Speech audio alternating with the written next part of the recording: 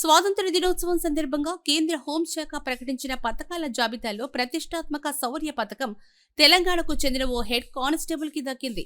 వికారాబాద్ జిల్లా చౌడాపూర్ మండలం మక్త వెంకటాపూర్ కి చెందిన కట్రావత్ రాజు నాయక్ 2006లో కానిస్టేబుల్ గా చేరారు.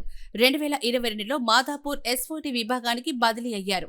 ఇక 2023 జనవరి 4వ తేదీ అర్ధరాత్రి రాజేంద్ర నగర్ కు చెందిన పాత నేరస్తుడు సర్దార్ కరణ్ సింగ్ మరొకరు కలిసి మద్యం మత్తులో నార్సింగి పోలీస్ స్టేషన్ పరిధి ఔటర్ సర్వీస్ రోడ్డుపై దారి దోపిడీ చేశారు. అడ్డుకునేందుకు యత్నించిన ఓ వ్యక్తిని కరణ్ సింగ్ కత్తితో పొడిచి చంపేశాడు. నిందితుడు జగద్గిరిగుట్టలోని భగవాన్ సింగ్ ఇంట్లో ఉన్నట్టు తెలుసుకుని రాజు నాయక్ తో సహా 6గురితో కూడిన బృందం వెళ్లింది.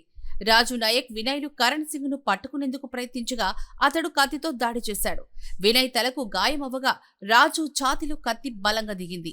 అయినా రాజు నాయక్ నిందితుడిని గట్టిగా పట్టుకోవడంతో మిగిలిన కానిస్టేబుల్ను అదుపులోకి తీసుకున్నారు. రాజు ఊపిరితిత్తుల్లో కత్తి దిగడంతో 3 సార్లు శస్త్రచికిత్స చేయాల్సి వచ్చింది. ధైర్య సాహసాలు ప్రదర్శించిన రాజు నాయక్ కు ప్రతిష్టాత్మక శౌర్య పథకం లభించింది.